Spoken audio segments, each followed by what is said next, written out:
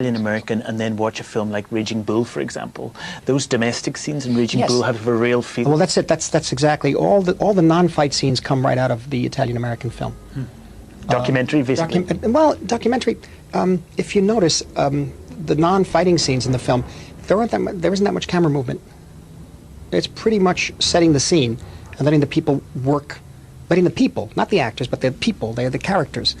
They're there, and they are placed in their environment, and just let them be.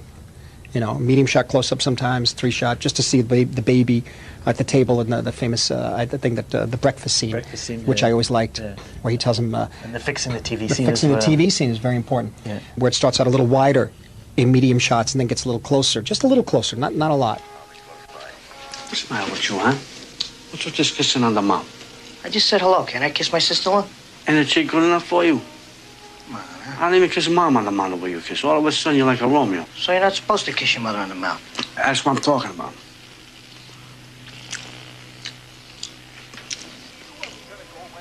How's that? That looks like something. Get back. I can't see nothing with your stomach in the way now. What do you give me dirty looks for? What I mean by the camera changes position is that it's a 2-shot of us right now. This way, let's say. And at a certain point in the dialogue, the camera moves over to to our right, a little bit, favoring me just a little bit. Why at that point? You see? And you learn that, and I tell you, you could do it, you just take it apart, it's quite interesting. Watch Dial M for Murder, Hitchcock. Watch the dialogue scenes.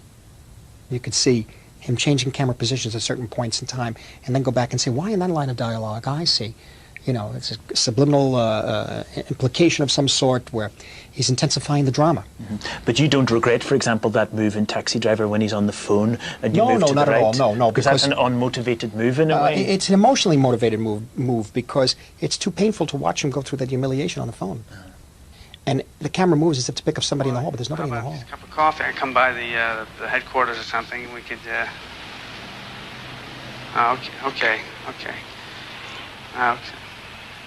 Did you get my flowers in the...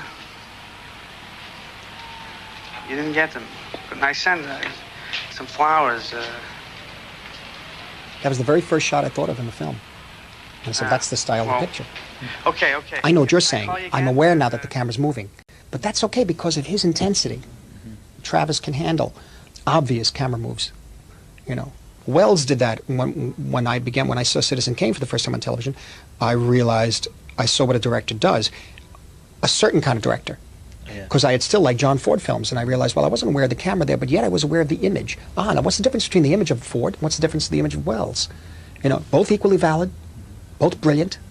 You know, one's a poetic view, another is something else. There's something else going on. You had Godard in the 60s reinventing cinema, constantly, every movie, until he finally said, I had enough of it.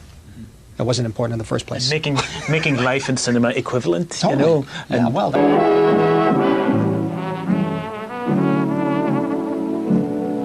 You have to build up to it. You cheated.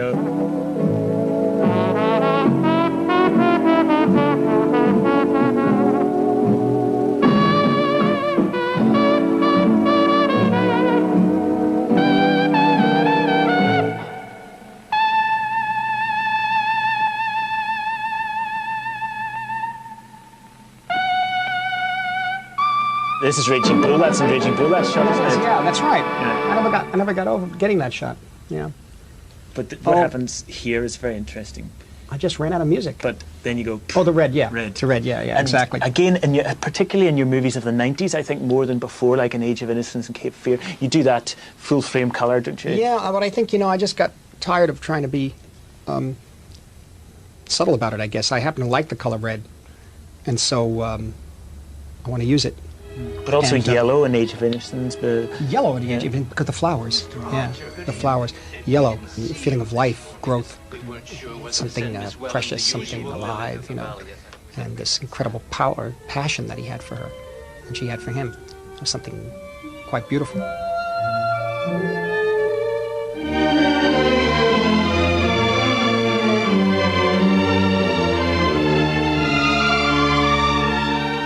Yellow is perfect for that. But that comes right out of Black Narcissus. It's the extraordinary flash, I think, of red or orange when Kathleen Byron collapses, and then everything fades.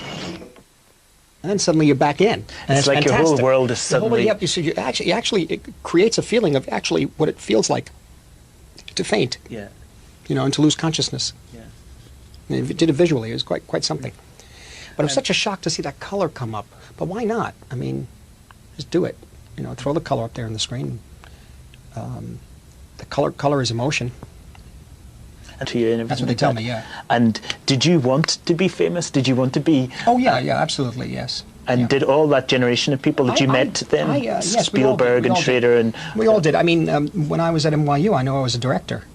I was making a living editing somewhat, other people's films and documentaries and things like that. I was making a living also doing a little bit of writing, but basically, the only thing I really can't do on my own. I tried. I have no knowledge of any kind of lighting or camera work, how a camera works. I've tried that. I've done 16 millimeter and things like that, but I'm not... Where I came from, it was always dark. So do you leave it always to your DOP? It was always dark in the lower... Yeah, well, pretty much the DP. No, I designed with him. I designed the shots. I designed the movement of the shots and the size of the frame. I have a real problem sometimes dealing with the light. I don't know where the light sometimes is coming from. For me, like it's New York. Look at us right now. Just turn a light on. What do you want? You want light to be? You want the sun to be shining through here? It's absurd. You know, don't tell me you want smoke in the light too. You know, it doesn't happen in my office. You know, or in the editing room. You know, put a tungsten light on. What do I care? I mean, it's like it's part of the type. But yet, I also saw the light, for example, that Roger Deakins understood, which is the light from the butter lamps in Kundun. You see, darkness and the greasy walls and that sort of thing. That was very important. But no, I felt I was a director, and I knew I was, but other people didn't take me that seriously. And I was shameless. I went to every party in L.A. I promoted myself shamelessly. Dreadful person. Why did you want to? Why, as a self-confessed working class person, did you have the confidence? Oh, I was a working class person, but it never worked. Yeah. My parents did the working. They gave me money to go to school. Yeah. I had asthma. I was taken care of. You know. But one of the things about working class people, didn't even take care of I left. I just come on. I was like a crazy filmmaker. Yeah. I wanted to make movies. But there's this issue of confidence. So many working class people maybe don't have don't think that their voice is important enough to be heard by everybody. I don't know why. You're absolutely right. I have no idea why I thought. You know, I just was burned, but the passion of these moving images and the emotions I saw growing up around me, and to sort of combine the two. I don't know how else to do it. Sense of your character is often trying to escape the neighborhood or the all that. Absolutely.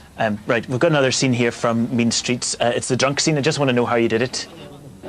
Through the smoke. But this is part of what I see in the city all the time, and it's one of the last shots we got on the movie actually, and I decided that that's where the picture should open. A couple of critics, one critic felt that it was said the metaphors New York as hell. He said that's about as deep as the film gets. And I didn't mean it for that. I didn't mean it as a metaphor of any kind. It's just the image of this impending danger coming through the smoke. You know, but these are wise guys. What can you do? And this is sort of the eyes here has always reminded me of the look of the eyes of De Niro here, and also later on in the film he's looking in the mirror, in the rearview mirror. Very much taken from the close-ups of eyes of Tales of Hoffman of Robert Helpman.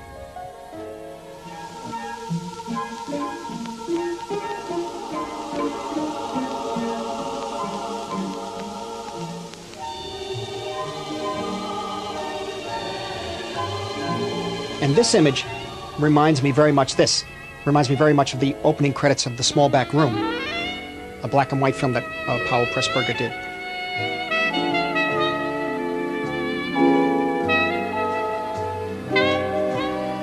These images were shot by David Nichols, a friend of mine. He went out and shot the second unit for me, and I designed the shots and asked him to do it a certain way. But in any event, here's the sort of Robert Helpman, Tales of Hoffman thing. But it isn't like you tell Robert De Niro, say, Bob, now think of Robert Helpman. You know, it has no idea, you know. What did you tell him there? Just looking from left to right, and it was a matter of shooting at high speeds. And sometimes I'd shoot at 36, 32, or 48, or 54, and that sort of thing. So then I'd find the one that I liked most, and use that. But it was pulling. They're like references in my mind. They aren't direct references to the movies that they're inspired, but they're inspired by. But they're kind of a fuel in a way that spurs my imagination to move a little further, you know. This is about as close as he can get Yeah. to the people in Lhasa, Yeah. just looking through the telescope.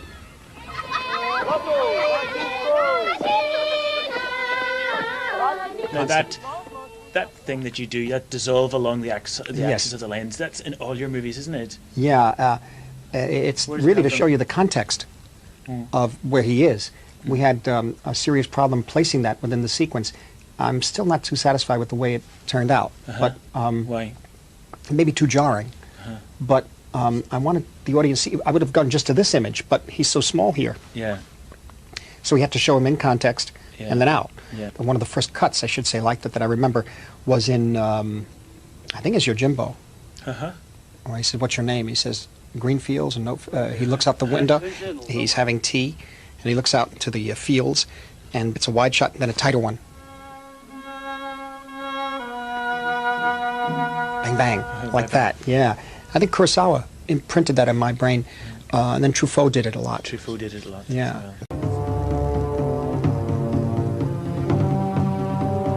I had imagined in his mind that when he's saying, "I see a safe journey, I see a safe return," "I see a safe journey" is done in his mind. He sees the enclosure of the Noble Inca, you see. And I wanted to flash which pan, is the Summer Palace. which is the Summer Palace. And I wanted to flash to the first wall and track along, and flash to the second wall and track along, and flash to the third wall and track along, and flash to the fourth one, bringing it back to the gate. It turned out we didn't need all those, and we condensed it down to about 3 shots. And this cut, watch. Dun, dun, dun. See? Because of the music. Right. Safe return. And now he turns here, wide again. This I did in the editing room, that wide. I didn't know I was going to cut back to wide then. You've said a lot. I've read lots of interviews, and you use this phrase again and again, which is, "Let's see how far we can push it." That idea Yes. of the extreme. Yes. Now, it seems to me that there's a shot in this film which has already become famous, I think, which is the monk shot, and it seems to me that you've Yes. pushed your style of filmmaking about as far as it can go. I don't know. I mean, Well, what you can when minute- we say as far as we could push, it means as far as I can push it. Yeah. Another filmmaker may be able to take it more. I don't know. But here I am trying to find other ways of giving the audience the emotions of the film, giving the audience the ideas of the picture, other ways of telling the story with images than I'm normally, than a normal story that I would do affords me, you see. I'm So really it- trying to sort of grow with it and see if I could squeeze something out of film that I haven't done before. To stop the shot, but at this point, is this still all live action? Is that all real monks? Right here. So that's all real. It's all real. Here. actors Here. there, And people there. Here is beginning a duplication of the same people. We took them and moved them around and shot them again. So the first crane would have had empty space A little around empty there. space around here, yeah. It's still pretty good. It looked pretty interesting. And let's just watch how far it goes.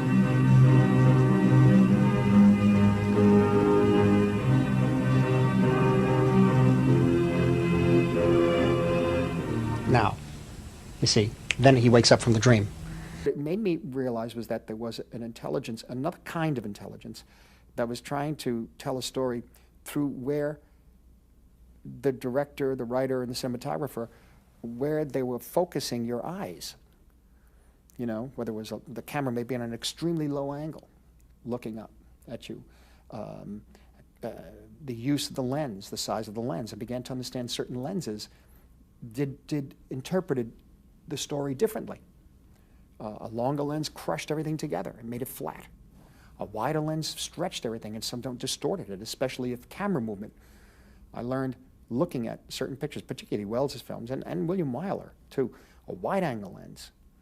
Wyler used his wide-angle lens in a very strong, steady image, but Wells used that wide-angle lens, 18 millimeter it turns out, very often, to move along the walls, and you really felt, I felt as if the camera was flying, as if the story was flying by, you know. I didn't know why until I kept seeing the films again and again, and as I began to know a little more about what filmmaking was like and what cameras did, and that's, I still didn't know who made the pictures, you know, but I was beginning to understand that there are certain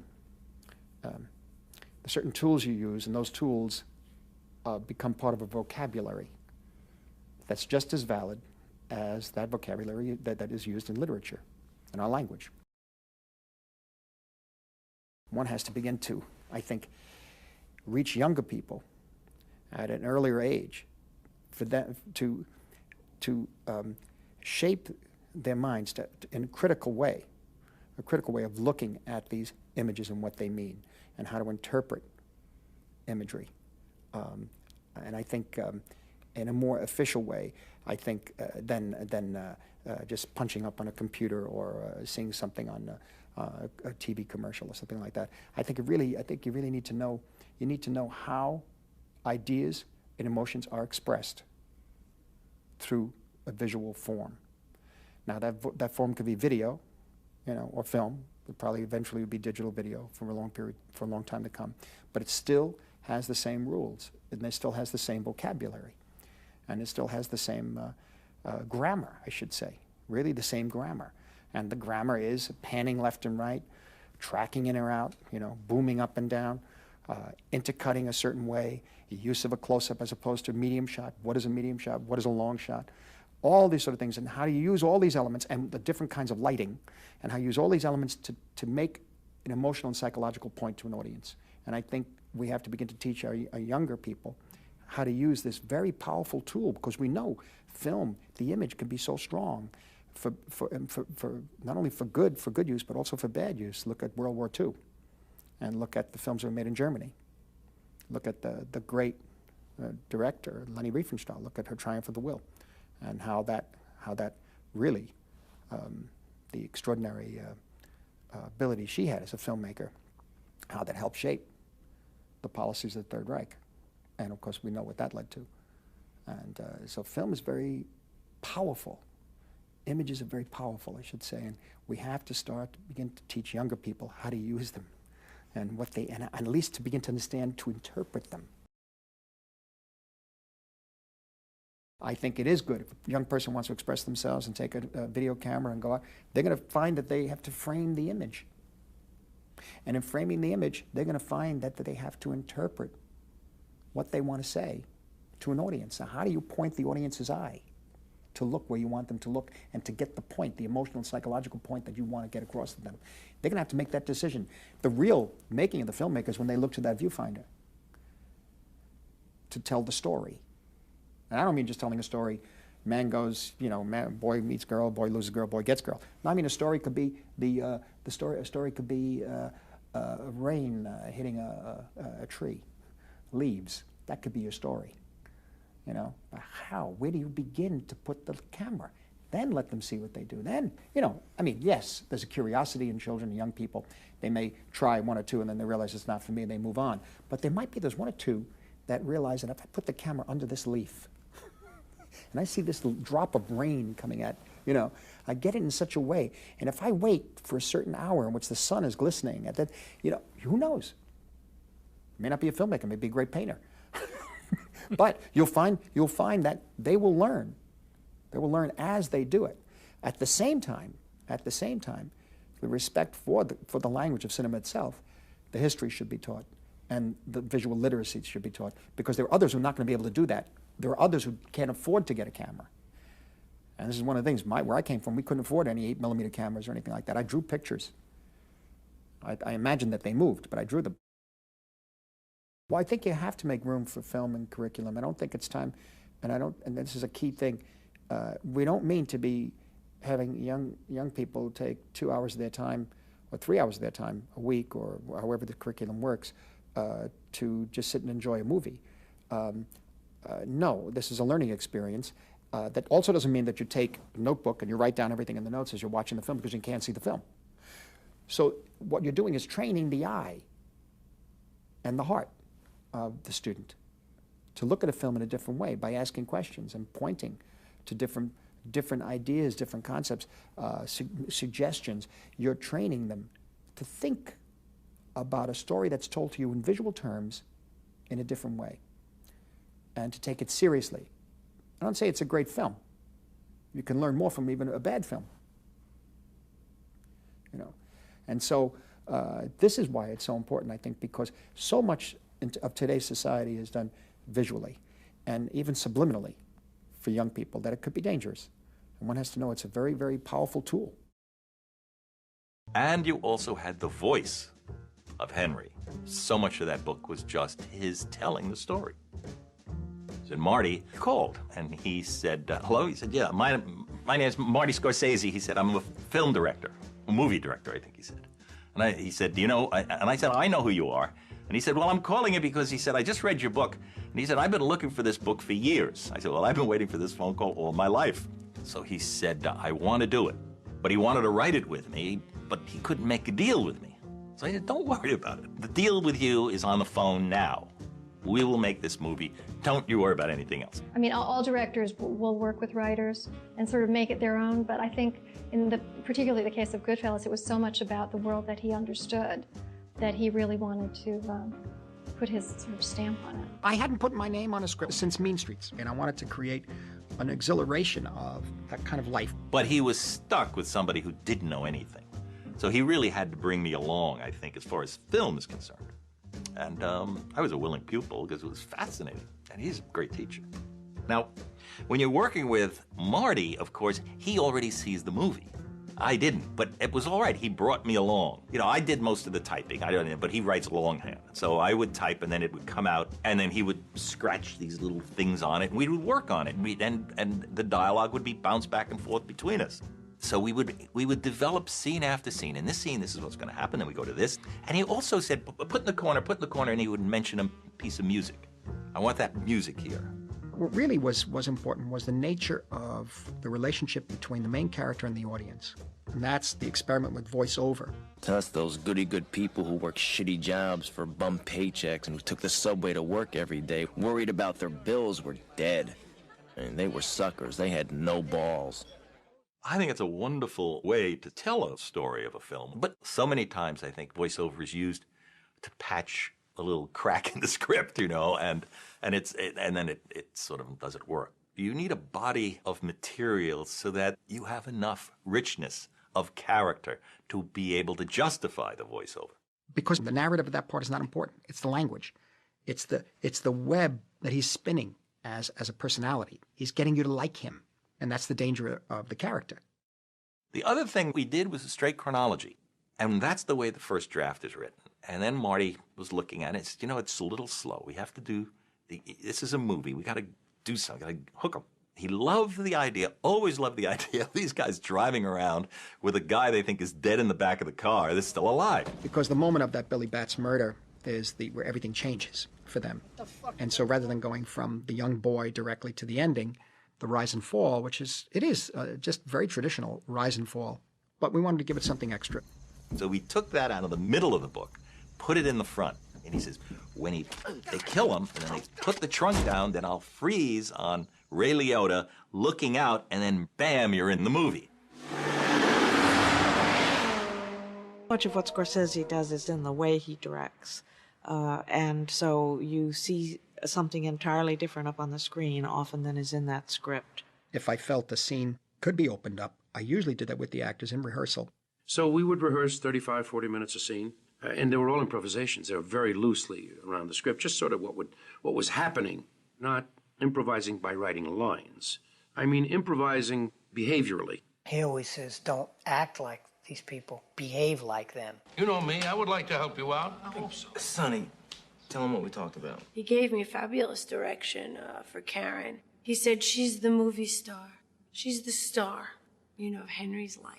He knows so well what actors need and how to help them. And then he'll see something he likes and he'll come over and say, you know what you said in that other improvisation? Why don't you say that to him again? Or let him have it. Now go home and get your fucking shine box. Motherfucking mutt!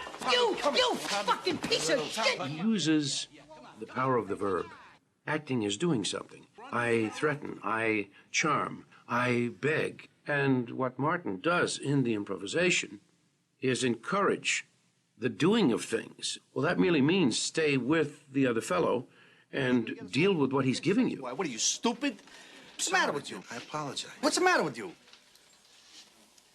Sorry. The fuck is the matter with you? You feel like you're a real collaborator. He makes you feel that way, and in a certain sense you are, because you're giving all the good things that you have. And you see anybody fucking around with this shit you're going to tell me, right? Yeah. That means anybody. He knows what he wants to do, but you really feel like you're creating and he's letting you go to do what you